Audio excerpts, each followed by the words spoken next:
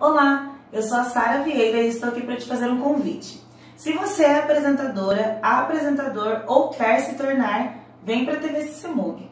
Além de ter um programa na nossa grade, você se beneficiará do nosso estúdio de gravação, da nossa equipe de editores e também do nosso alcance no YouTube e Facebook.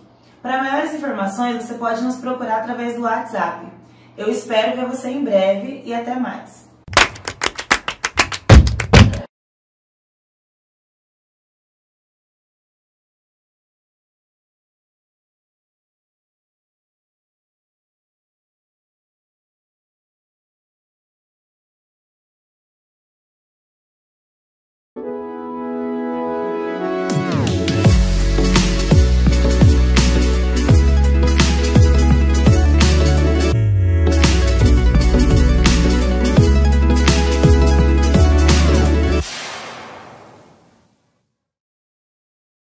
Olá, bem-vindos ao Mais Ainda. Eu sou a Maraceli. Nesta noite trago dois convidados super especiais para você. Primeiro, o Júlio Lisboa, Master Coach, que vai nos falar sobre relacionamento em tempos de pandemia.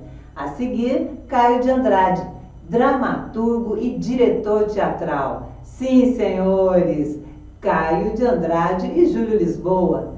Para você, com todo carinho. Agora, vamos assistir rapidinho, para a gente não perder tempo, a entrevista do Júlio Lisboa sobre relacionamento em tempos de pandemia. Vamos lá. Olá, meus amigos do Mais Ainda. Hoje eu estou aqui com o Júlio Lisboa, um grande amigo. E o Júlio é formado coach pelo Instituto Brasileiro de Coach e Master Coach pelo Instituto Holos. É isso, Júlio? É isso mesmo, Mara. Falou certinho. Às vezes até eu me confundia, mas é isso mesmo. Que bom! Olha só, o Júlio vai nos falar sobre relacionamentos. Nesse período de pandemia, nesse período difícil que a gente se encontra, como andam os relacionamentos, Júlio? Ô, Mara, primeiro é importante, eu acho que é importante falar assim para você, né? Que eu não faço papel do tipo aquele hit conselheiro amoroso, daquele filme e tal. A gente faz um outro tipo, né, de atendimento e tal, que é mais assim relacionado, né, à questão de descobertas, né? Tanto que algumas pessoas já me procuraram, não muitas, né? E na realidade o que aconteceu? Elas acabaram terminando o relacionamento. Né? Mas não é conselho meu. Sim. É a pessoa faz uma autoanálise, ela analisa como está o relacionamento, se vale a pena ir em frente ou não. Algumas acabaram também terminando assim, na minha frente, fazendo uma ligação e acabaram, entendeu? Nossa. O objetivo não é esse. O objetivo é exatamente a pessoa fazer uma autoanálise e também fazer uma análise do relacionamento, como eu falei, se ele quer manter esse relacionamento, se ele quer ir para frente ou se ele quer terminar, já que é para parar, para ali, entendeu? Antes que o mal cresça. Exatamente, é assim que funciona. Né? Que bacana. Que bacana não, eu acho importante, né? A pessoa tem o autoconhecimento, tendo o autoconhecimento vai saber se relacionar, Exatamente. Não é isso? Vai se relacionar melhor. Exatamente, né? Mara, é isso mesmo. Olha, o que eu percebi agora na pandemia é que muitas pessoas, o relacionamento passou a ser virtual e muitas pessoas tiveram que queimar etapas. O que eu estou querendo dizer? Por exemplo, um namoro. Como que fica uma paquera virtual? Né? O relacionamento vai ter que ser virtual, você não pode sair de casa, você não pode ir nos bares, você não pode encontrar as pessoas. Então, entram nos sites para procurar um companheiro. Tudo bem, mas aí, por exemplo, eu vi muitos casais que do namoro já foram morar juntos. Então, isso que eu acho que é queimar etapas. Sim, Você vê isso de uma forma saudável? Pode dar certo isso? Ou é uma loteria? Eu acho que, na verdade, Omara, é uma coisa assim extremamente arriscada, né? Porque relacionamento ele é feito na base da convivência. Né? Eu não sou muito fã de relacionamento de qualquer modelo que seja virtual. A internet, as redes sociais, elas servem apenas assim como meio assim de encurtar espaços e facilitar esse tipo de comunicação. Mas falar assim a respeito de relacionamento mesmo, eu acho uma coisa assim, extremamente arriscada, porque é no dia a dia, na convivência, é na conversa, é você conhecer a pessoa, as virtudes, os defeitos da pessoa, para você, de repente, dar um segundo passo.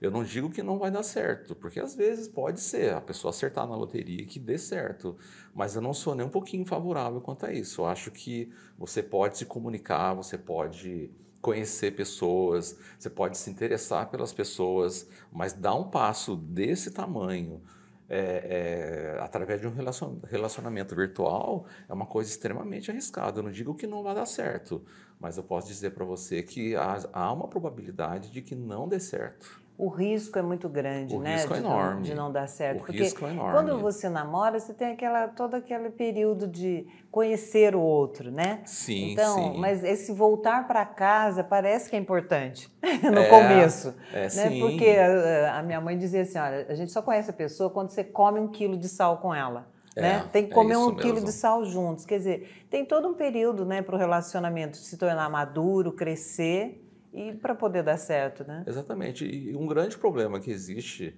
que eu vejo assim, não só na questão de relacionamento, mas nas redes sociais, é que você se transforma num personagem, né?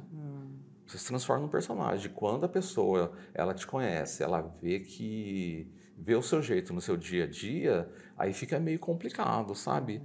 E tem o outro lado também, que até na questão de relacionamento pessoal, é da pessoa continuar se fazendo aquele personagem, sabe? A pessoa perde a própria identidade dela. Então, eu não acho uma coisa saudável isso. Do meu ponto de vista, não. Entendo. Pode parecer uma vitrine, né, Júlio? Onde você vê uma roupa bonita, você se atrai por ela. Mas quando você vai vestir a roupa, nem sempre cai bem, né? É por aí mesmo. Então, por aí mesmo. O que você disse, eu entendi assim. Olha, de repente, você na internet, no relacionamento virtual, só vai mostrar o lado positivo. Então, na ali realidade, é bonito, Márcia, né? Mara, até na internet, que a gente fala, né? A gente fala internet, fala em redes sociais, você só mostra o lado bom da coisa, entendeu? Você só tira fotografia comemorando, sorrindo. Com filtro. Com filtro. Mas a realidade, ela existe, né? Então, o grande problema que existe hoje em relação a relacionamentos é exatamente isso. É esse virtual e muitas vezes a pessoa no relacionamento da vida real ela continua sendo um personagem de Facebook, de Instagram, de outras redes sociais, mas entendeu? Não consegue por muito tempo, né? Logo então, acho mas que isso quebra. se transforma num problema. Isso se transforma num problema porque a pessoa ela aprofunda o relacionamento e às vezes elas vão morar junto, às vezes elas se casam. Aí sim a pessoa vai, que eu falei no começo, a pessoa vai conviver com a outra no dia a dia. Aí ela vai descobrir, já casado, quem realmente a pessoa é. Isso não é uma coisa muito legal, não. Tem que se conhecer antes, sabe? E também, né, o descarte, né? Como os relacionamentos hoje em dia são rápidos, né? É descartável, virou uma coisa descartável. Você conhece uma pessoa, eu estou ainda insistindo no relacionamento virtual. As pessoas conhecem, logo já trocam, e trocam, não se aprofundam, né? Então, Mara, mas eu penso assim, sabe, que isso é muito a questão assim da modernidade hoje, permite fazer isso, sabe? Ela permite, as pessoas mais jovens, elas têm esse filtro de namoro, na realidade a gente fala que é um relacionamento, mas não é relacionamento, são os ficantes, entendeu? A única coisa que eu acho que é importante numa situação dessa é a questão do diálogo, que a pessoa entenda que ela está com você naquele momento, para sair, para curtir, para passear, para curtir a noite e tal. E fica só nisso. Então, vai indo, até o momento que a pessoa conhece alguém, que ela se interesse. Depois disso, a pessoa se interessa, aí sim ela começa a estabelecer um relacionamento. Aí esse relacionamento ele vem na base do diálogo, da conversa, da convivência. Não é bem, sabe, relacionamento de homem e mulher. É relacionamento de duas pessoas jovens que estão se pegando, estão namorando, estão saindo, mas não passa disso. O importante disso sempre é deixar muito transparente isso. Eu estou com você porque você é bonita, porque você é bonito, porque você malha, porque a gente sai, você gosta das mesmas coisas. São N pode vir a se interesses, transformar né? num relacionamento. mas daqui a pouco para. Mas a gente acha estranho, porque no nosso tempo não era assim. Mas hoje as coisas elas são mais assim. Se a gente for analisar, o mundo ele é muito mais dinâmico hoje. E se ele é dinâmico, até nessa questão de namoro também. Namoram aqui, namora outro, sai com um, sai com outro e tal. Até uma hora que acaba dando certo, porque se tem oportunidade, aí entra também na questão das redes sociais, de você conhecer um universo de pessoas. Você descobre que o mundo é grande, né? Mas o grande, relacionamento mas ao mesmo virtual, tempo... eu conheço, e estou falando porque tenho várias pessoas, amigas, que fazem isso. Se relacionam com vários ao mesmo tempo no mundo virtual. No porque mundo virtual, não sim. estão, esses encontros não estão podendo Sim. acontecer, né? Então, no mundo virtual, a pessoa se relaciona com vários, namora vários ao mesmo tempo, né? É uma loucura isso. É uma loucura, mas é um é um mundo moderno, novo. é um mundo novo. Pra né? gente, pra mim ainda é estranho. Né? A mim não também sou tão velho assim, mas pra mim ele é meio estranho. Ele é meio estranho. Júlio, a solidão pode ser saudável? Então, Mara, eu entendo o seguinte, a solidão ela pode ser saudável desde que você se ame. Desde que você se ame, desde que você se valorize. Às vezes, né, você conhece uma pessoa, você começa a conversar com ela, eu assim, particularmente, eu digo assim, eu estou bem sozinho. Então, se é para ter um relacionamento que vai me tirar a paz, vai me trazer um desgaste, eu prefiro continuar sozinho.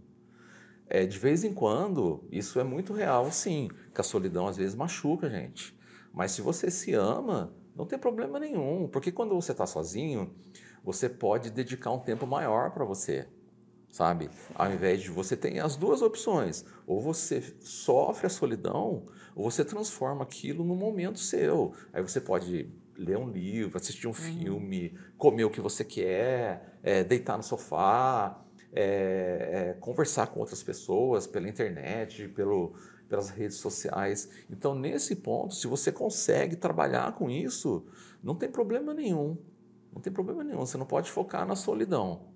Você tem que focar no seguinte, eu me amo e eu não vou ficar aqui me martirizando. Eu gosto da minha companhia. A melhor companhia que existe no mundo é a sua própria companhia. Porque se você não se amar, se você não gostar de você, as pessoas também não vão te amar, as pessoas também não vão gostar de você. Isso, você tocou num ponto essencial. É a grande realidade. Eu também acredito nisso. Eu acho que o sucesso do relacionamento e até do relacionamento consigo mesmo depende de quanto eu me amo, de quanto a pessoa se ama. É isso Porque mesmo. se eu me amar, eu vou me relacionar bem comigo, vou me relacionar bem com o outro. Isso se mesmo. eu não me amar, né, eu não vou me As pessoas relacionar não vão bem com gostar de ninguém, você, nem eu mesmo vou nem gostar com de você mim. mesmo. Porque tem um momento, né, gente? Tem um momento que você está, sei lá, eu tenho isso. Nossa, eu não estou me aguentando hoje, né? Não tem?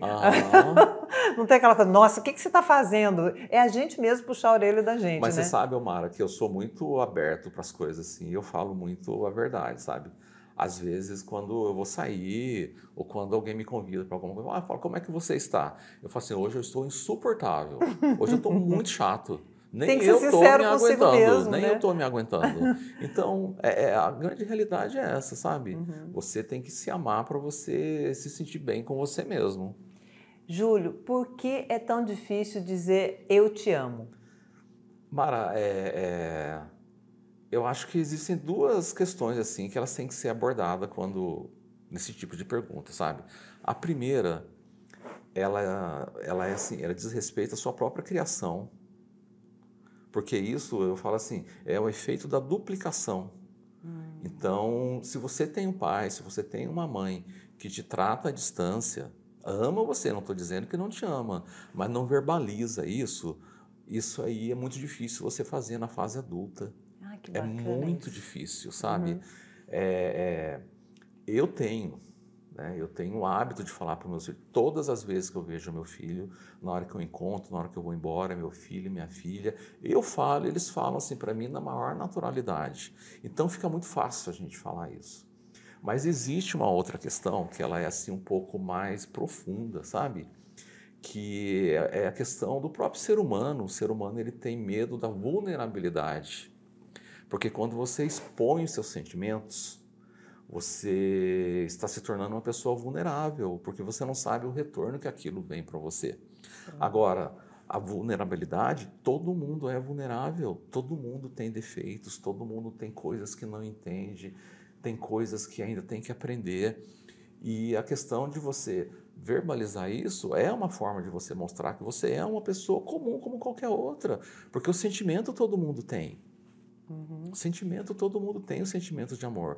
A pessoa ela não consegue, na realidade, verbalizar isso. Então, a vulnerabilidade, ela passa a ser ela se transforma num problema quando você não expõe ela, quando você não verbaliza, quando você não fala. E não só a questão de dizer eu te amo, é questão de você mostrar para a pessoa quais são as suas, entre aspas, a sua fraqueza, sabe? Não ter medo, né, de se expor, é isso, né? Pode ser também. Na realidade, é assim, a pessoa, eu não gosto muito desse negócio de medo, sabe? Eu gosto muito da palavra coragem. Ela é muito mais forte do que o medo, porque medo, todo mundo tem medo. Não existe, todo mundo tem os seus medos, mas você tem que saber trabalhar com ele. É sempre assim, apesar de, eu vou fazer. Sim. Então, se Bacana. você tem medo de dizer, sabe, de dizer, de se expor, na verdade, assim, por que o medo de falar essa frase? Não é. Na realidade, é o medo de você expor uma coisa frágil sua. Então, ao invés de você focar nessa questão do medo, foca na questão da coragem. É tão bacana isso, eu já fiz assim, treinamentos e tal, que no meio assim do treinamento surgiu exatamente essa questão de falar para a pessoa tal. E como é que a pessoa vence isso? É deixando o medo de lado. Então, Tomando um coragem. professor nosso, ele fez uma coisa assim que eu acho até legal as pessoas fazerem também. Pega o telefone sem pensar, olha na agenda, liga para o seu irmão, liga para sua esposa, liga para o seu filho, só para dizer para ele, olha, eu te amo. Era só Olha, isso que que eu queria bonito. dizer. Mas olha, eu vou falar para Bacana. você, tinha gente que não conseguia falar isso no momento, mas a partir do momento que ela conseguiu colocar isso para fora, nossa, era muita gente chorando, mas chorando de você ter que consolar a pessoa, porque era uma coisa que Olha estava como é lá forte, dentro né? dela. Às vezes não é só a questão do eu te amo, sabe? É a questão também, pelo celular, pelo telefone, ou pessoalmente, você ter a coragem de chegar na pessoa também e falar para a pessoa, olha, a gente tem nossas diferenças, nossas opiniões, ainda mais nessa questão hoje, que a gente vive essa questão política, Polarizada, né? muito polarizada, muito debatida, mas você chegar na pessoa e falar para a pessoa, escuta, a gente tem toda essa divergência, a gente discute tanto, mas eu queria dizer uma coisa para você, eu te admiro, Você eu me tem solidarizo qualidades com que... você, você tem muitas qualidades, você tem uma opinião formada e eu tenho a minha.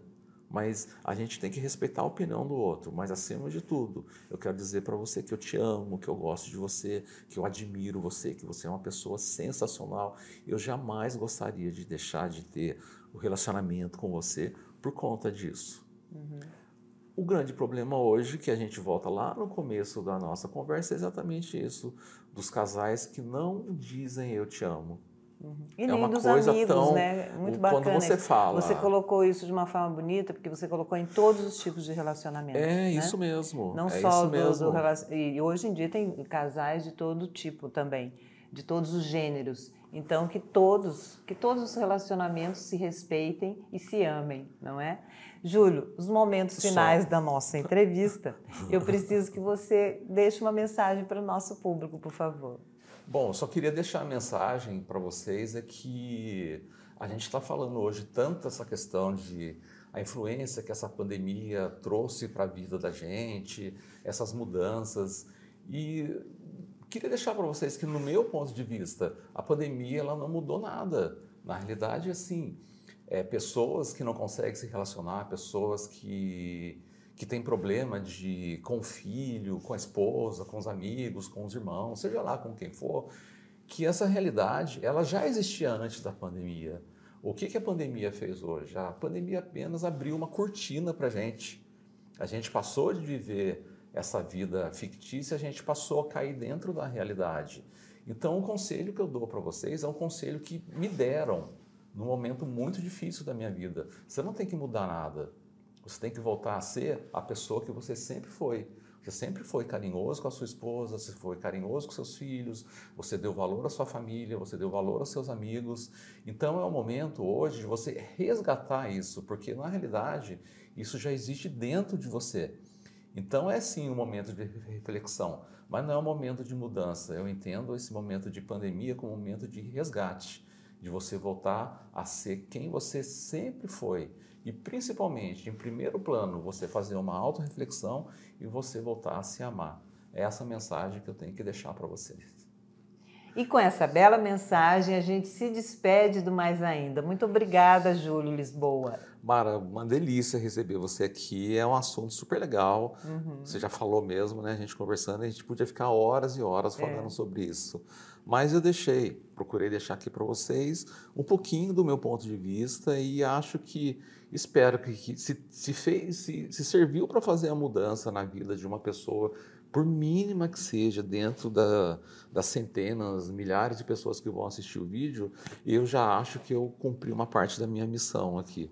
Obrigado e espero que todos reflitam a respeito da mensagem que eu deixei para vocês. Bacana, porque diz respeito a todos nós, né? Sim, exatamente. Muito obrigada. Obrigado, até Mara. Mais ainda. Gostaram, né? Da entrevista do Júlio. Gente, é relacionamento, né? Quanto mais a gente falar sobre isso, melhor, não é verdade? E aí, sabe o que eu estou fazendo aqui? Estou curtindo, estou comentando, estou compartilhando. Por favor, você que está aí assistindo a gente, curta, comente, compartilhe, porque vem aí Caio de Andrade, um roteirista da melhor qualidade, dramaturgo, ganhador de prêmios teatrais. Gente, um cara muito experiente. Se você ama teatro ou se você quer saber mais sobre teatro, não perca a entrevista que vem aí com o nosso grande e querido Caio de Andrade. Mas antes, curta, comente, compartilhe, mande o seu recado para a gente saber que você está aí, né? Muito obrigada a todos que estão nos assistindo. Mas vamos comentar um pouquinho mais? Vamos lá, com vocês, Caio de Andrade. Olá, hoje nós estamos aqui com Caio de Andrade. O Caio é dramaturgo, diretor, produtor e roteirista, nascido em Lorena. Caio, bem-vindo ao Mais Ainda. Obrigado, Mara. Foi um prazer. Está sendo um prazer aqui conversar um pouco com você e gravar essa conversa boa, né? Espero que seja interessante para a tua audiência e para a gente matar a saudade também, né? Nós estamos aqui no Teatrim, né? Um espaço criado pelo Caio, um teatro criado pelo Caio, na cidade de Lorena. E vamos saber mais um pouco sobre a história do Caio. Caio, como o teatro entrou na sua vida? Então, isso é antigo, né? Na verdade, desde muito cedo, eu já tinha na escola ainda, né, dentro daquele esquema de quando você é novinho, fica ali participando de projetos internos, né, escolares e tal, sempre gostei. Sempre me metia, festa Dia das Mães, festa, enfim, aquelas ocasiões em que a gente começa, né, a de alguma maneira despertar para esse lado da arte, né? Mas eu tive uma experiência, digamos, que foi fundamental para mim. Eu tinha 13 anos, 13, 14 anos mais ou menos, quando veio ao Teatro São Joaquim, que fica dentro da escola onde eu cursei a maioria quase toda a minha vida escolar, né? Desde o jardim da infância até o que a gente chamava na minha época de segundo grau, né? Hoje o ensino fundamental. É um teatro lindo, que é o Teatro São Joaquim, que até hoje está aí, em Lorena, infelizmente está desativado, mas era um teatro com quase 500 lugares, lindo, que eventualmente recebia peças de teatro. E em uma dessas ocasiões veio para Lorena uma grande produção de São Paulo, que era a Regina Duarte, fazendo o Santo Inquérito, do Dias Gomes, né? Com direção do Flávio Rangel, uma produção megalômana, assim, super, acho que eram 8 ou 10 atores em cena, né? A Regina fazendo o papel da Branca Dias, aquele papel icônico, né? De uma moça que é, enfim, flagrada pela Inquisição no Brasil e toda a história dela. E eu, Mara, quando eu vi aquilo, eu fiquei tão fascinado, nunca tinha visto um teatro profissional, sabe, ainda, né? Aquela grandiosidade, aquela iluminação maravilhosa, uma história contundente, né? parte da história do Brasil, sobre a Inquisição no Brasil. E aí, Mara, acabou ali Foi amor à primeira fui vista. fisgada ali. Eu falei, ali é onde, é isso que eu quero fazer da minha vida. E a partir daí foi isso. Eu comecei a partir daí a ficar mais atento a teatro. Eu tinha amigos e parentes em São Paulo. Meus pais sempre me incentivaram. Então eu tinha um primo, hoje falecido, Nildo, que morava em São Paulo, sempre falava, olha, Caio, vai com ele. Eu era novo, tinha 16 anos, sei lá. E ele me levou para ver a Ópera do Malandro, do Chico, né, na época que estava bombando, um monte de espetáculos importantíssimos para a época. Então, foi o começo de tudo, digamos. Sim. E como foi a transição do jornalista para o dramaturgo? Na verdade, o que aconteceu... Peraí, deixa eu tentar explicar um pouquinho. Quando chegou na época de fazer vestibular, tinha 17 para 18, eu fiquei em dúvida, porque se eu ia fazer alguma coisa relacionada ao teatro diretamente, ou artes cênicas, ou alguma coisa relacionada, né, às artes cênicas mesmo, né, ao teatro, ou se eu enveredava por outro caminho que sempre me fascinou também, que foi o jornalismo. Sempre. Sempre gostei de ler muito, eu tenho uma relação com história muito profunda, tenho 3 professores de história na família, então sempre gostei muito de história. E sempre gostei de jornalismo. Meu pai sempre lia o jornal, sempre fui muito incentivado a ler também. E aí eu fiz o seguinte, eu fui prestar faculdade, o primeiro curso que eu prestei vestibular foi para jornalismo. E eu entrei. Sei lá, alguma coisa me disse que era um sinal, né, que eu deveria fazer jornalismo, até para fazer novas investigações sobre a questão teatral, porque eu não tinha certeza, eu tinha muito pouca informação ainda, né? Era muito mais intuitivo. E aí eu fui para o Rio fazer jornalismo, foi a minha primeira formação. Enquanto isso acontecia, eu procurei alguns cursos livres de teatro. Entre eles, eu tive a grande sorte de trabalhar com a Maria Clara Machado, uma grande dramaturga, diretora, né? No Tablado, que era um curso de teatro, ainda é, né? Na minha época sempre foi muito renomado, muito prestigiado, onde eu fiquei quase 2 anos. Tive aula lá com a Maria Clara Machado, fui aluno da Guida Viana, da Sora Berdichevsky, enfim, de alguns professores importantíssimos.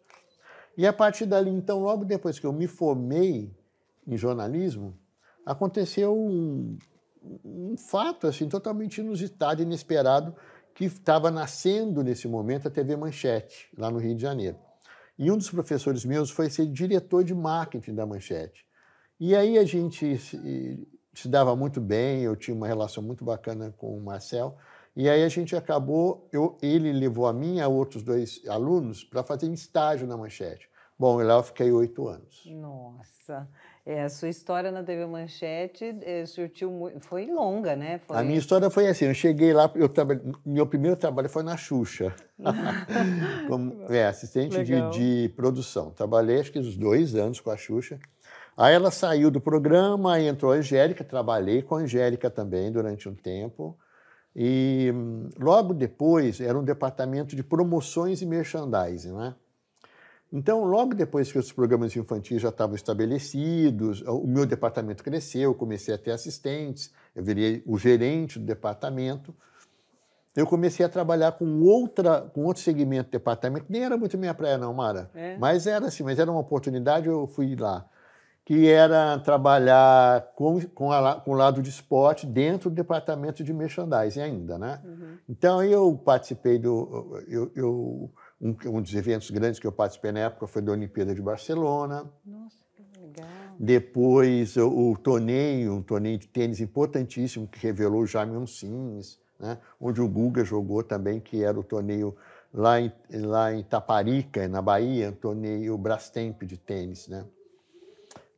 Então, eu lembro que eu enveredei por esse lado, mas, obviamente, não era minha praia. Eu gostava, achava super legal e tal. Aí o que aconteceu foi que abriu o departamento de dramaturgia na Manchete. Que sorte! Finalmente começou-se a fazer minisséries, novelas e tal. Claro, eu migrei para isso, porque eu já fazia teatro, né? Já fazia os cursos de teatro e tal. Já tinha escrito 3 peças, já tinha encenado no Rio de Janeiro, peças infanto-juvenis, muito até levado por essa minha influência sofrida pela Maria Clara Machado. E aí eu falei, não, É onde eu quero agora. ir. E quais projetos você Aí participou? eu participei de vários projetos, obviamente na área de merchandising ainda, né, que eu estava fazendo essa transição. Então participava da organização das cenas que tinham a ver com merchandising. Fiz muitas novelas, mas, claro, eu vou falar da novela mais importante que eu participei, que foi Pantanal, com o Benedito Rui Barbosa. Né? Eu fui assistente do Benedito nessa área de textos para merchandising. Então, todos os textos em que os atores trabalhavam com algum produto e tal, eu escrevia, obviamente que o Benedito, né, dava o aval final dele, né?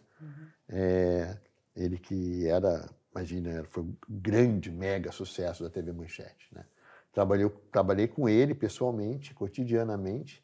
Eu fui morar em São Paulo até por conta disso. E foi uma grande aventura trabalhar em Pantanal. E aí, infelizmente, logo depois veio Ana Raios e Trovão, que é uma novela que eu também participei, mas a Manchete aí não estava bem.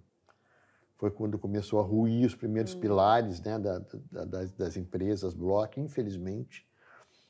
E aí, depois do Ana Raio, a emissora fechou. Na Argentina? A Argentina foi muito depois, porque foi depois?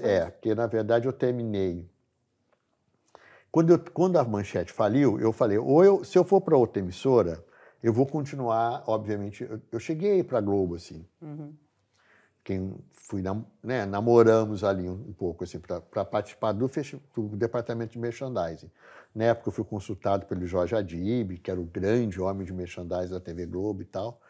Mas eu pensei comigo assim, eu já estava completamente fisgado pelo teatro, você sabe, lá atrás, né? Então eu falei, se eu enveredar por esse caminho da TV, eu não vou sair nunca mais disso. Porque TV também é uma cachaça, né? Vicia. Aí eu virei e falei, não, eu quero fazer teatro, era a oportunidade que eu tinha. Então, a verba que eu ganhei da saída da Manchete, depois desse tempo que eu fiquei lá, eu abri uma empresa de produção de teatro e saí da televisão, definitivamente. Foi uma decisão muito difícil para mim, muito. Mas eu tive muita sorte, porque a minha empresa se propunha a fazer direção de produção de espetáculos, né? Porque na Manchete eu fiz contato com muitos atores, por conta das novelas e tal. E uma dessas atrizes foi a Maria Padilha, atriz que é uma maravilhosa atriz, excepcional produtora, uma mulher que produziu espetáculos importantíssimos no Rio. Aliás, eu sempre falo isso, sabe, Mara, que o teatro no Brasil é um matriarcado. Que legal isso. O dia que as mulheres pararem de produzir nesse país, eu acho que a gente perde quase mais de 50... São grandes nomes, né? Todos. Olha, Marieta Severo, com André Beltrão, tem teatro, produzem espetáculo. Cristiane Torlone, Maria Padilha, Renata Sorrá, um monte de... A Larissa Bracha, uma jovem atriz com quem eu fiz 3 espetáculos. E isso é histórico, isso vem da Dulcina de Moraes, isso vem de Maria Della Costa, isso vem de Nissete Bruno, isso vem de Beatriz Segal. Todas essas mulheres tiveram suas companhias de teatro e produziram espetáculos antológicos no Brasil. Bom, enfim. Aí, na época, a Maria tinha trabalhado na Manchete, tínhamos nos conhecido lá, e ela queria montar um espetáculo que era um espetáculo muito ousado para a época e muito, assim, não é, grandioso, que era montar A Falecida do Nelson Rodrigues com direção do Gabriel Vilela, um grande diretor que até hoje faz espetáculos memoráveis. Nesse momento especificamente, isso foi em 93, 94, o Gabriel estava no auge da carreira dele. E eu aceitei esse desafio da Maria de ser o diretor de produção da peça com dela, né? Ela produziu. Só para deixar claro, a produtora é quem consegue o dinheiro para a montagem do espetáculo. O diretor de produção é quem administra esse dinheiro, né? Que faz os contratos com o teatro, com os atores, cenógrafo, figurinista, com todo mundo que organiza a produção. E a gente teve uma sorte enorme, que a peça foi um grande sucesso. A gente acabou estreando em Viena, no Festival de Viena, na Áustria, porque era o ano do Nelson Rodrigues em Viena. Viena, todo ano eles homenageiam ou um grande ator, ou um grande dramaturgo, e coincidentemente era o ano do Nelson. Nossa, que sorte. E aí a gente estreou, na verdade fizemos uma pré-estreia, porque a gente tinha que oficializar a estreia com um patrocinador que era a Shell na época, né? No Rio, no teatro de nome Nelson Rodrigues, que até hoje existe lá, e logo depois fomos para Viena. Foi um sucesso na Áustria, foi um sucesso. Depois voltamos para o Brasil e fizemos uma temporada enorme, assim, de Porto Alegre a Belém. Né? Que maravilha. E aí eu enveredei por esse caminho e produzi mais de 20 espetáculos.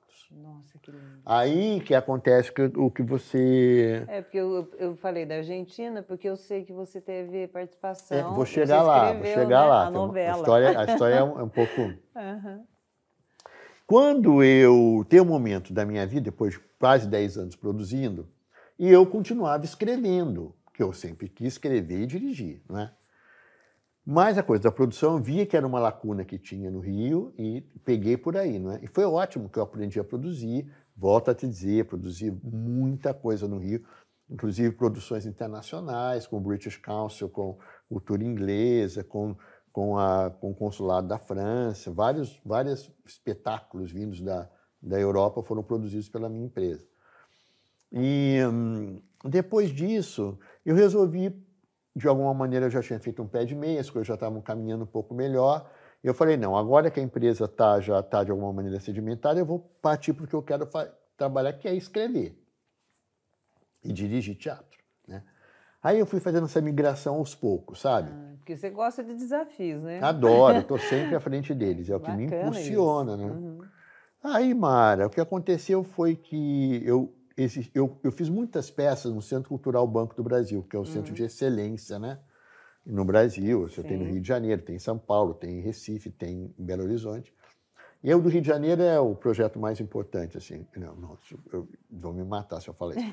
Digamos, porque assim, é o primeiro, né? Funciona no prédio onde foi o primeiro Banco do Brasil. Então, é um prédio suntuoso que tem 4 teatros, vários cinemas, tem casa de chá, tem biblioteca, tem livraria. É um vislumbre.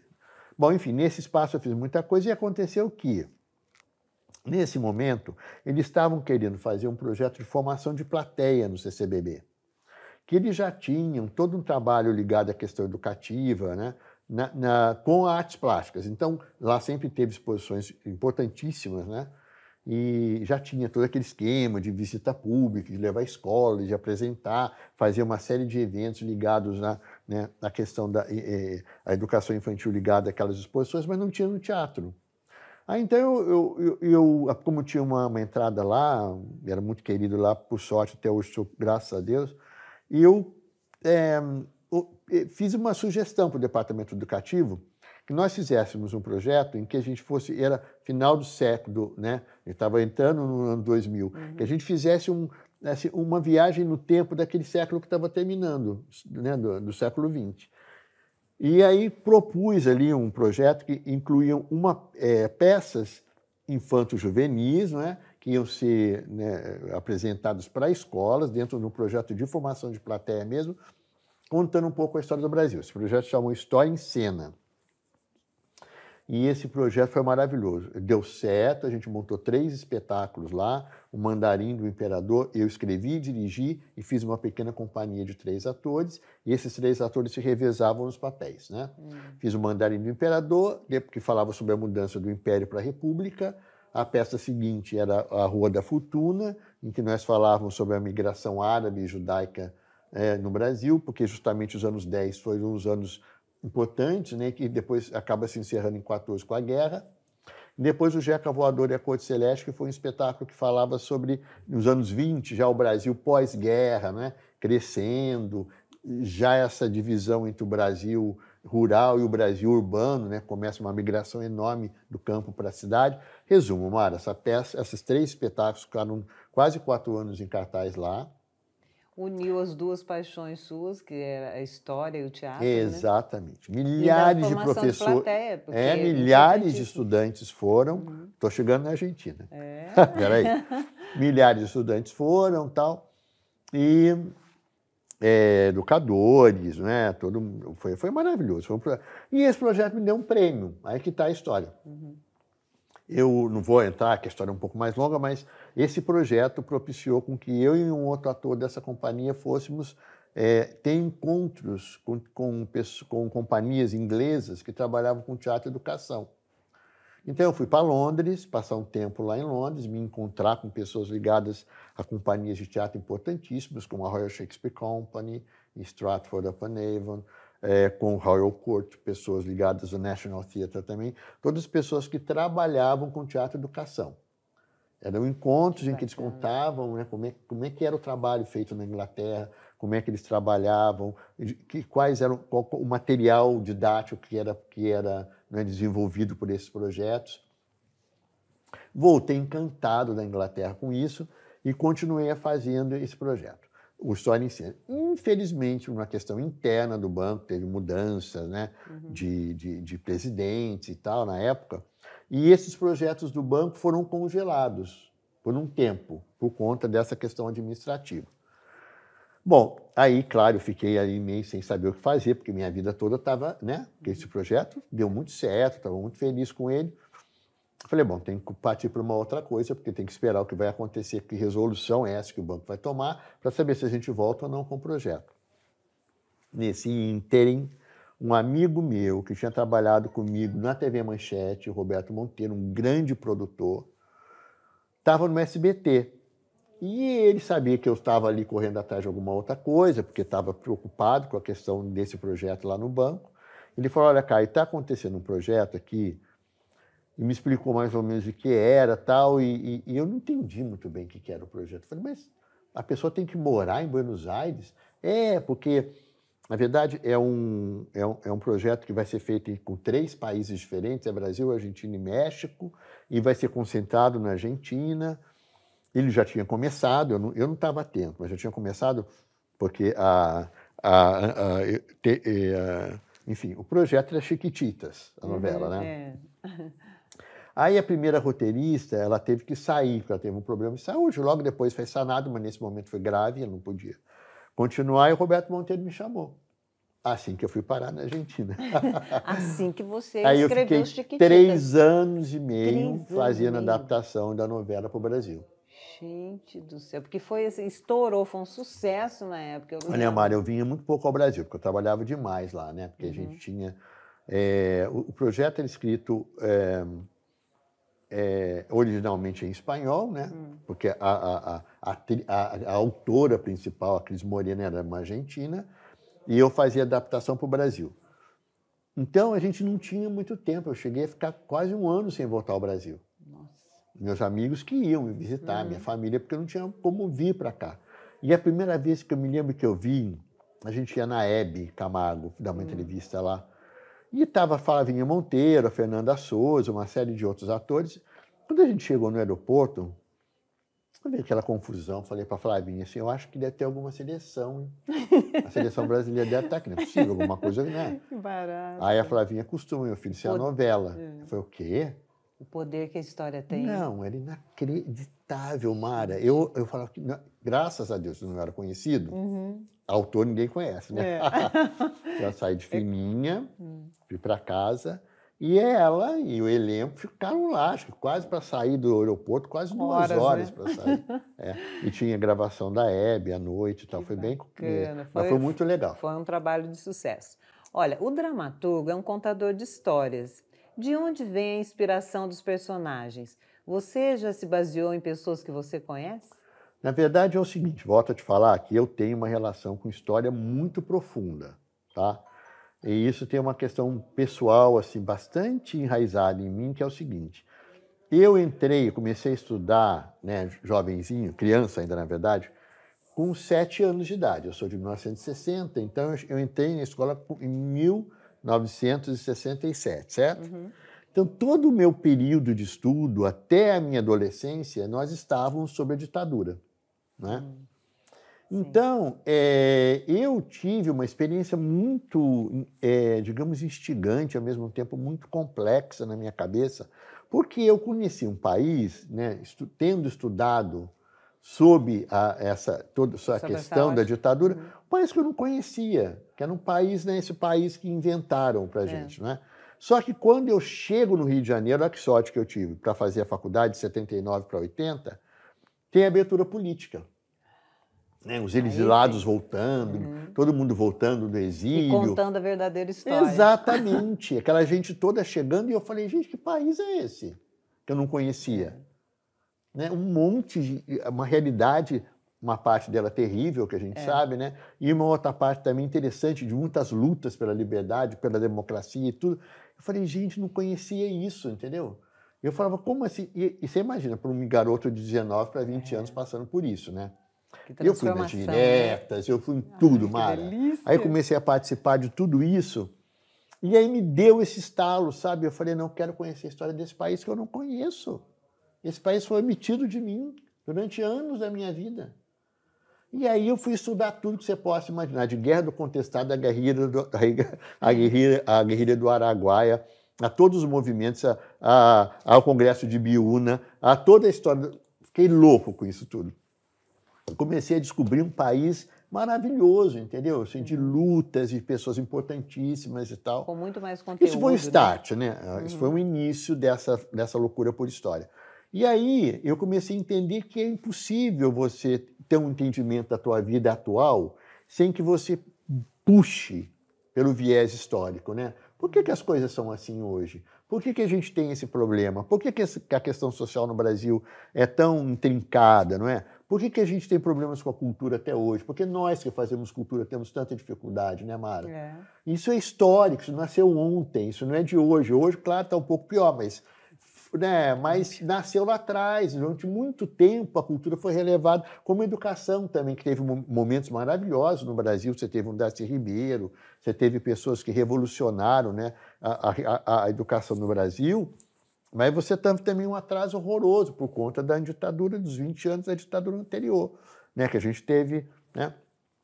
Então, você fica pensando nisso, e aí eu falei, não, sim, eu quero que as minhas peças de teatro, aí voltando à tua pergunta, tenham esse perfil.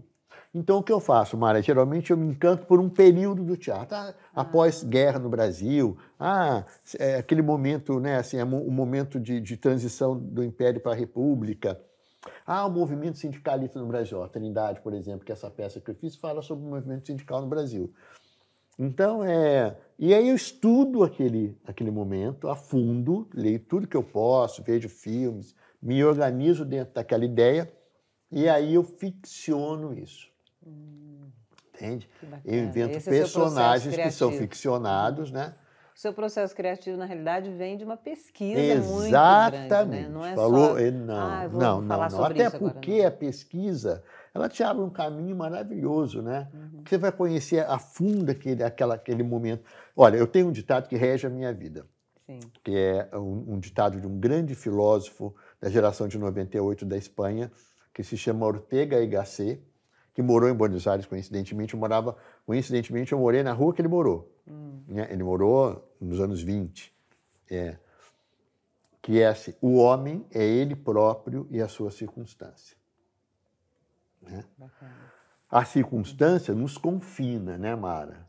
Você tem a sua formação, então é você. Eu sou eu, não é? Cada um de nós tem uma formação, mas a nossa circunstância é uma só.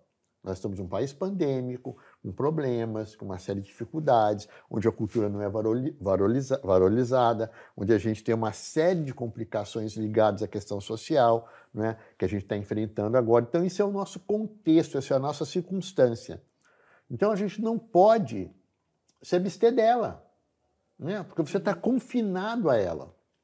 Certo. Esse teatro está fechado, Mara, há 1 ano e 4 meses, entendeu? Por uma questão, obviamente, ligada à pandemia, não é só do Brasil, é um problema, obviamente, universal, mundial, mas que, em função, não é, de todo o descaso que o governo teve por conta da vacinação e tudo isso, e não sabemos quando a gente vai abrir, não é? Quer dizer, então, essa é a nossa circunstância. Então, eu sempre me guio por isso. Então, toda vez que eu vou, por exemplo, estudar um determinado personagem, ou vou mergulhar num momento histórico, eu vou entender em que circunstância aquilo aconteceu, né?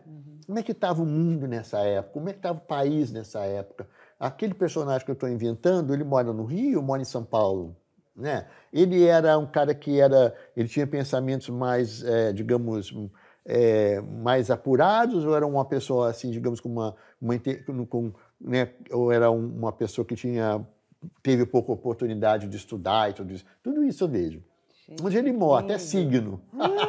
Que bacana isso, porque é a circunstância daquele personagem. E o seu personagem fica mais verídico, né? Ele fica mais próximo. Ajuda muito o ator. Né? Porque tem muitos elementos porque você dá estofo para o personagem, entendeu? Você dá o ator que recebe o personagem, ele recebe o personagem e a história do personagem. Entende? Por que ele age assim? Por que ele age? Então é essa história, resumindo, Mara, quer dizer, o meu trabalho vem em cima disso, eu estou aqui nesse teatro. Posso mostrar meu livro, Mara? Sim, então, eu ia falar sobre as suas peças, né? Ah, tá. Por favor. Você tem muitas peças escritas e agora vai transformar, deixa eu mostrar aqui para a câmera o meu livrinho querido. Lançou esse livro. Isso é o seguinte, todo dramaturgo, toda pessoa que escreve para teatro tem vontade de ter suas peças editadas, né?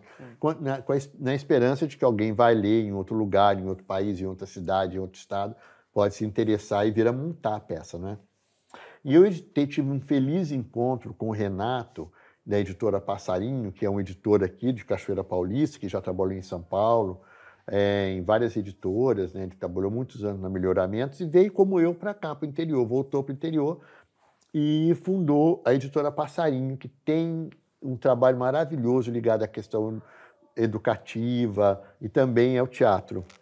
Então, ele topou, a gente está fazendo juntos essa pequena coleção, que vai ter provavelmente uns 10 livros. Não é tão pequena assim, né? Mas, enfim. O livro tem 2 peças, né, Caio?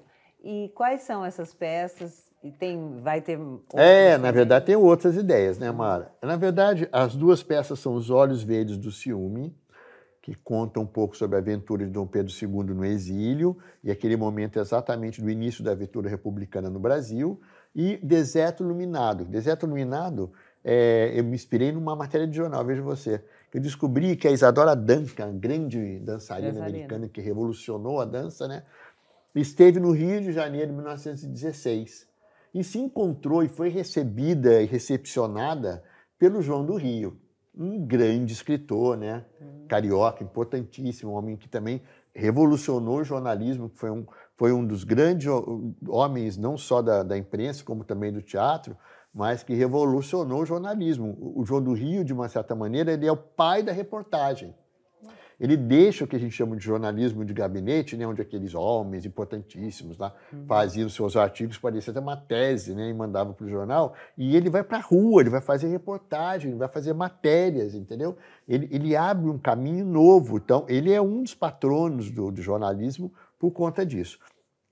Então, o encontro desses 2 outsiders, né, porque o João do Rio era uma coisa inacreditável, porque era um homem respeitado no Rio de Janeiro, um homem que era queridíssimo, não só pela imprensa, como pela sociedade carioca, e era gay, negro e gordo.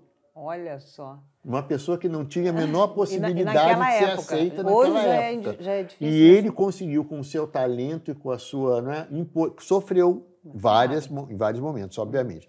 E a Isadora Duncan, uma mulher também não só revolucionária na dança, como na vida. Uma mulher que não se casou, que teve sabidamente uma série de ela foi, durante muitos anos, amante do Singer, aquele grande empresário das máquinas de costura. E uma mulher que teve uma vida muito ligada também a outros homens importantes, né, com que ela se relacionou. Então, uma revolucionária para a época também. Também sofreu muito com isso, né? E os 2 outsiders se encontram no Rio de Janeiro. Eu não podia perder isso, né, Mara? Ambas as peças foram indicadas para o Prêmio Shell.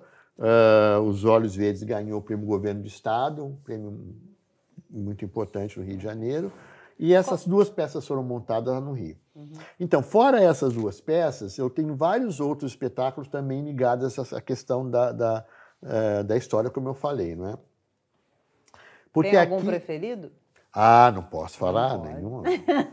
Como é que o pai vai falar? Não pode, Dos filhos, né? Não, adoro todos. Então, Trindade foi uma peça linda também que eu escrevi, também fala sobre o movimento, sobre o nascimento do movimento anarquista e sindical no Brasil, sempre por um viés que não é um viés histórico. Eu não dou aula de história, não tenho competência para isso, não é? Então, assim, é um apanhado histórico dentro de uma ficção, né? Sim. Então, por exemplo, Trindade, só para você ter uma ideia. Cidade é a história de um garoto, jovenzinho, de 20 e poucos anos, que é médico e que foi criado por um general, não é, importante da época. Nós estamos falando de 1909, que é onde acontece a peça por conta da morte prematura do Afonso Pena. Ele morre antes de cumprir o mandato de 4 anos. Né? Aí tem uma vacância ali no governo e é onde acontece uma disputa importante entre duas facções políticas do Brasil, Rui Barbosa, né, e o Marechal Deodoro da Fonseca. Então, Deodoro não, minto, Hermes da Fonseca. Deodoro foi parente dele lá no início. Então, dentro dessa disputa, esse menino descobre que o pai dele, verdadeiro, que ele sabe que ele não é filho do general, que ele era filho da governanta da casa. Quando a governanta morre, o general meio que assume ele como um filho, porque o general tinha perdido um filho antes. Então, ele nasce ali, o Emílio é cria daquele general, né? No auge, já com 20 e poucos anos, no auge da juventude, né? Médico, se casando com uma mulher importantíssima, também da alta sociedade carioca, ele descobre, na verdade, que é filho de um anarquista. Nossa, que choque. E aí ele quer conhecer esse pai. Sim. E quando ele vai conhecer esse pai, que ele a princípio acusa, fala, como é que você me larga, me solta? Ele começa a entender as razões desse pai. E fica totalmente dividido nessa paternidade. Que lindo. Né? Essa peça estreou no Rio de Janeiro com Guilherme Leme, com Edson Capri, que fazia o general. O Guilherme fazia o Tito, que é esse revolucionário, e São Paulo, e foi feito pelo Pedro Garcia Neto, jovem. Aí ela teve uma outra montagem em São Paulo, com o próprio Guilherme, que conseguiu ficar. Os outros 2 atores foram fazer, tiveram compromisso com televisão, não puderam. No lugar do Edson entrou Luciano Quiroli, maravilhoso ator também. E no lugar do Pedro Garcia Neto, entrou Pedro Neschlin, que também fez maravilhosamente em São Paulo. Maravilha. Então, assim vai, Mara. São muitas peças. São muitas Aqui, nós vamos ficar o dia inteiro falando. Teria que ser um programa só para as peças. Olha, eu tenho um site, posso falar já? Pode, mas eu também quero que você fale, por favor, dos atuais projetos. Tá. Aqui do Teatrim, as oficinas que você proporciona. Então, olha só, vamos lá. Só para terminar o assunto do livro, o Renato, meu editor, ficar feliz. Qualquer pessoa pode comprar o livro, tá? É só entrar no site da Editora Passarinho, tá, Mara? É www.editorapassarinho.com.br. Lá vai ter, então, você vai entrar, vai ter lá a lojinha, né, do site, e lá você pode comprar o livro. E olha, comprando o livro, além de conhecer um pouco do meu trabalho, você vai dar uma força para o Teatrim. Que bacana. Porque parte da arrecadação do livro é para ajudar a manter o Teatrim aberto, né? Então, Mara, agora falando dos projetos aqui atuais, né? Claro que todos aqueles outros projetos que aconteciam aqui no teatro, as aulas de dramaturgia, as aulas de atuação, o projeto História em Cena, aquele que eu falei lá atrás, né, no CCBB, veio para cá, né, a gente fez uma adaptação para receber escolas aqui. Eu trouxe, em 2018, quando estávamos abertos ainda, a gente trouxe quase 1.000 estudantes aqui. Que maravilha. Para ver espetáculos. Formação de plateia. Sim, formação de plateia. Tudo isso, obviamente, agora parado, né? Então, o que a gente fez? Os cursos, né, migraram, são online hoje, os cursos né? Dentre os quais eu tenho a honra de participar então, de um eu ia deles. falar, né? A gente está junto às quartas-feiras estudando Loca. E tá tão bom, né? Não, e dá para perceber o tanto que você estuda, porque olha, eu não consigo acompanhar é tanto material que você coloca e agora eu quis fazer justamente para acompanhar um pouco esse mergulho que você dá nas histórias. Sim. Eu sempre admirei isso em você. Aqui você citou muito, o meu marido fala assim, para você ter um bom prato, coloque bons ingredientes, né, e amor no que faz. Sim. Você faz isso. Olha os nomes que você citou, né, a sua inspiração. Eu assisti a peça do Chico Buarque, eu fui para as diretas, eu fui para a rua, você viveu muito intensamente todo o movimento, a transformação do Brasil, né? Você é apaixonado pela história do seu país e você sempre se dedicou demais. Então, tudo isso junto, gente, resulta numa obra maravilhosa, premiada, né? E hoje, assim, é uma honra para mim, Caio, fazer parte desse Eu estou adorando que você venha também, que você demorou a vir também, demorei. Né? Eu porque na verdade você também tem um monte de atividade, sim, né, Mari? E a gente... mas apaixonada, assim, pelo seu trabalho, pode ver que quando as peças que você já fez aqui, eu procuro participar, vir assistir e divulgo. Sempre eu gosto de divulgar. Olha, o Caio vai fazer peça, gente. Eu saio avisando todo mundo. Agradeço muito. É a qualidade do seu trabalho que é uma carreira dedicada ao teatro, né? Mas completando os cursos então, que você aí a tem gente atualmente, tem o nosso curso, né? Sim. A Mara a gente está junto estudando LOCA, todo ano a gente estuda um autor. O ano passado foi o Molière, já foi o Bertolt Brecht, já foi, né, o Arthur Azevedo, já foi Shakespeare. Esse ano já foi o Ibsen, né? Esse ano está sendo Federico García Lorca, um grande dramaturgo e poeta espanhol, potentíssimo. Então, além dos cursos de atuação que migraram para o formato online, não temos outra solução, eu estou tentando criar novas possibilidades de encontro. Agora que a gente já tem, né, alguma parte da população vacinada, ainda pequena, mas já dá para brincar um pouco com isso. Então, um dos projetos que surgiu agora há pouco tempo aqui no Teatrinho é o Contracenando no Teatrinho. Porque eu sempre falo para as pessoas que trabalham aqui, né, Mara, que você não vem aqui, quando você vai fazer um curso de atuação, para aprender simplesmente a atuar. Você vem aprender a contracenar. Muito não importante. É? Claro, porque assim, um bom ator é um bom ouvinte em cena, né? A pessoa que ouve o que o companheiro diz e volta, não é? Se você não tem troca, você sabe disso, você já fez tanta coisa no palco também. Então, se a gente não para ouvir, né, para construir uma cena, se o ator ficar ali só na dele, preocupado com ele, se ele vai esquecer a fala, se isso, se aquilo, ele não vai fazer um bom trabalho. Então, um contracenar que é legal. Então, eu falei, bom, eu não posso fazer uma peça, mas posso receber 2 atores, né? O teatro é grande, então com 2 atores, eu estou vacinado, então, já, né, de todo mundo, com todas, obviamente, todas as questões pandêmicas respeitadas, dá para fazer esse trabalho. Então, qual é o projeto? Está muito legal, Mara. Já consegui, já estou trabalhando com 2 duplas de atores. A gente se encontra primeiro online, né? Discute ali um assunto que interessa aquela dupla. Muitas vezes eles vêm em dupla já, né? Ou, eventualmente, por exemplo, num dos casos a dupla veio já, né? São 2 irmãs, e no outro é uma pessoa que se inscreveu, depois a outra se inscreveu, se entraram em acordo, acharam legal, estão juntos. Então, a gente primeiro escolhe um assunto, né? Eu quero falar do que me interessa falar disso, eu vi uma matéria maravilhosa de um jornal sobre isso. Eu quero falar sobre a questão feminina. Entendeu? A gente escolhe um assunto comum, discute aquele assunto numa primeira semana. Na segunda semana, eu escrevo uma cena baseada naquilo que foi discutido. A terceira semana, a gente sai aqui no Teatrinho, presencialmente, né? São 3 dias de ensaio, com todos os cuidados, volto a dizer. E o último encontro, o 10º encontro, a gente grava. Gente, que com uma equipe bacana, sabe? Super bacana de vídeo, que eu trabalho aqui já há algum tempo no Teatrinho. A gente grava, edita e entrega para a pessoa o trabalho dela que ela fez ali. Que ideia bacana, cara. Estamos se contracenando no Teatrinho. Tá uma delícia, a gente está...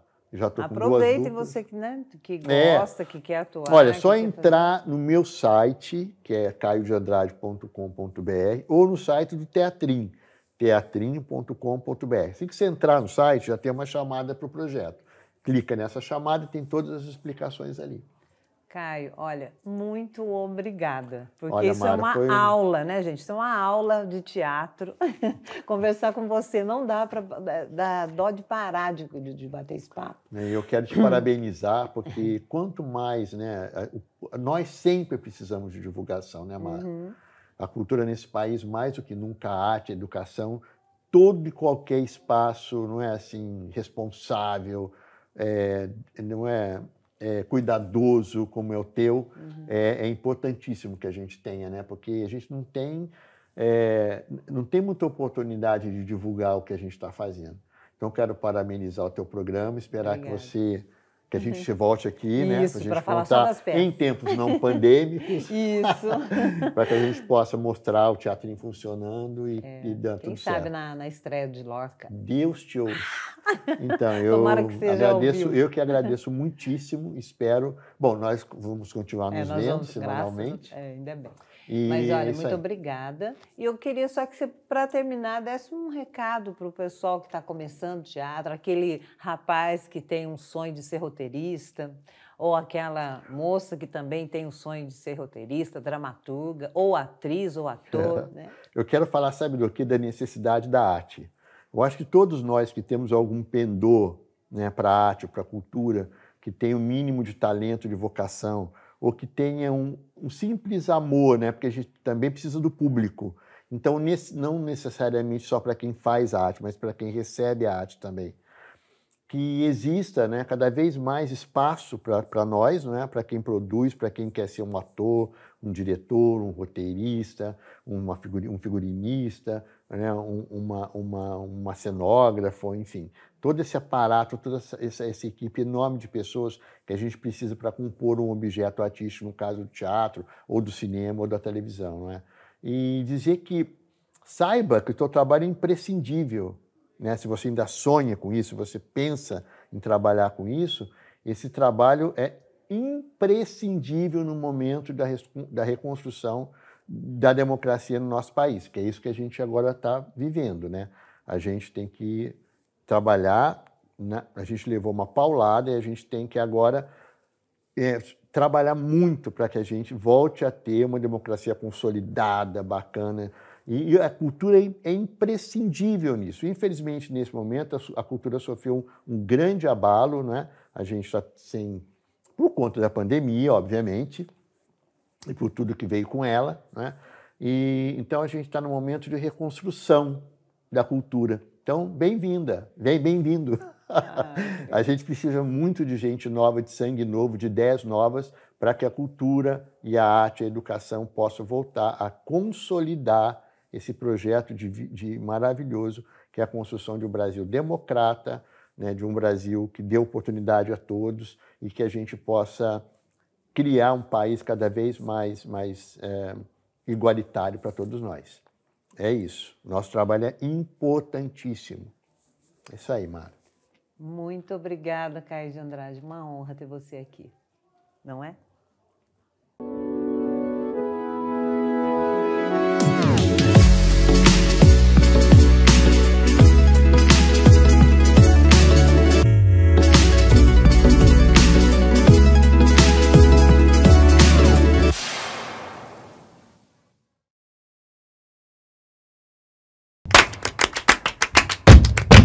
Olá, eu sou a Sara Vieira e estou aqui para te fazer um convite.